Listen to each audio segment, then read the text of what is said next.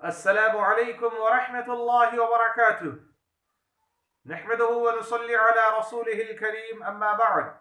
فأعوذ بالله من الشيطان الرجيم. بسم الله الرحمن الرحيم. وعن أبي موسى رضي الله عنه قال أن رسول الله صلى الله عليه وسلم من صلى البردين دخل الجنة. متفق علیہ. البردان الصبح والفجر، الصبح والعصر.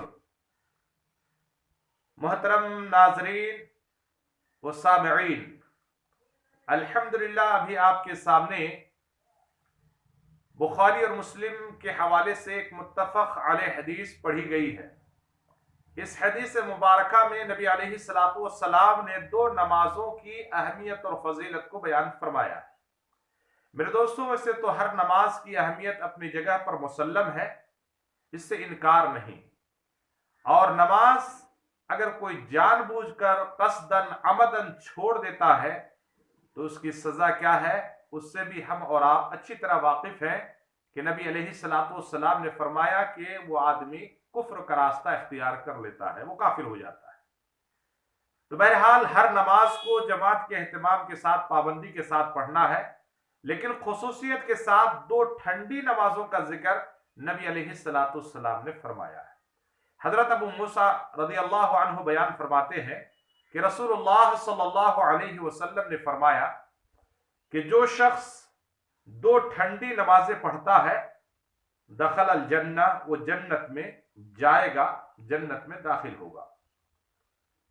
دو ٹھنڈی نمازوں سے مراد واضح ہے البردان الصبح والعصر، صبح کی نماز یعنی فجر کی نماز اور عصر کی نماز.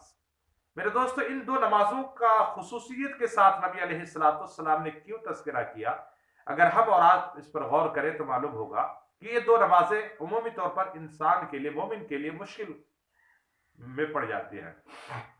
ان دو نمازوں کی وجہ سے آدمی مشکل میں پڑتا ہے، یا دو نمازوں کو سستی اور کاہلی میں چھوڑ دیتا ہے.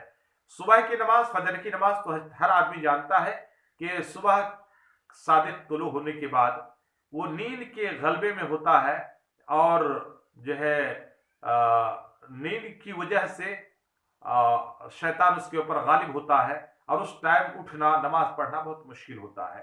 وہ ٹھنڈی نماز، نرم بستر، گرم لحاف، گرم رضائی چھوڑ کر کے نماز پڑھنا کتنی مشکل کام ہے. اس نمازی سے پوچھئے جو نمازی ان چیزوں کو چھوڑ کر وضو کر کے ٹھنڈے پانی میں یا گرم پانی میں وضو کر کے مسجد آتا ہے، اس سے پوچھئے اس فجر کی نماز کی اہمیت. جو نہیں پڑھتے ہیں تو نہیں پڑھتے ہیں. اور اسی طرح عصر کی نماز، اس لیے اس کی فضیلت بیان کی گئی ہے کہ عصر کے ٹائم عمومی طور پر آدمی کاروبار میں مصروف ہوتا ہے، کاروبار کا ٹائم ہوتا ہے، وہ خرید و فروخت کا ٹائم ہوتا ہے، وہ اس وجہ سے اس ٹائم بھی یہ نماز کسی آدمی کے اوپر گزر سکتی ہے یا گزرتی ہے، تو آدمی ہو سکتا ہے کہ سستی اور کاہلی میں اس نماز کو چھوڑ دے. تو میرے دوستو، نبی علیہ الصلوۃ والسلام نے فرمایا چاہے وہ ٹھنڈی والی نماز فجر کی نماز ہو، چاہے وہ عصر کی نماز ہو، ہر دو نمازوں کو جو آدمی پابندی کے ساتھ پڑھے گا، اور اس کے علاوہ بھی جو نماز پابندی کے ساتھ پڑھے گا، اللہ تبارک و تعالیٰ اس کے لیے جنت بنایا ہے، اور اس کو جنت میں داخلہ نصیب فرمائے گا. لہذا میرے دوستو، ان نمازوں کو چھوڑنے کی کوشش نہ کریں. جو میرے بھائی نمازی ہیں، نماز پڑھتے ہیں، خاص طور پر 5 وقت کی نمازوں کا اہتمام کرتے ہیں، میں ان سے کہوں گا کہ سستی اور کاہلی میں آپ فجر کی نماز، عصر کی نماز کو نہ چھوڑیں. اور اسی طریقے سے ان بھائیوں سے جو نماز ہی نہیں پڑھتے ہیں، حالانکہ ہے وہ مسلمان مومن کلمہ پڑھے ہوئے، لیکن نمازوں کی پابندی نہیں کرتے، نماز نہیں پڑھتے، ان سے بھی میں یہی کہوں گا کہ اگر آپ مومن ہیں، مسلمان ہیں، اور جنت میں جانے کا شوق رکھتے ہیں، اور جنت میں داخلے کی کوشش کرنا چاہتے ہیں، تو میرے دوستو آپ کو نمازوں کی پابندی کرنی ہوگی. بغیر نمازوں کی پابندی کے جنت آسان نہیں ہے. اتنی آسان نہیں جنت کہ اللہ تبارک و تعالیٰ صرف کلمہ پڑھنے کی وجہ سے نماز پڑھے نہ پڑھے، روزہ رکھے نہ رکھے، حج کرے نہ کرے، زکوٰۃ دے نہ دے، ان چیزوں کا اہتمام کریں یا نہ کریں، بغیر کسی کے ہم کلمہ پڑھ کے جنت میں چلے جائیں گے. میرے دوستو ممکن نہیں ہے. زندگی کے ساتھ عمل کی ضرورت ہے، ایمان کے ساتھ عمل کی ضرورت ہے. اسی لیے قرآن میں اللہ تعالیٰ جگہ بجگہ جہاں ایمان کا لفظ استعمال کیا، وہ عمل صالح کا بھی ذکر کیا ہے.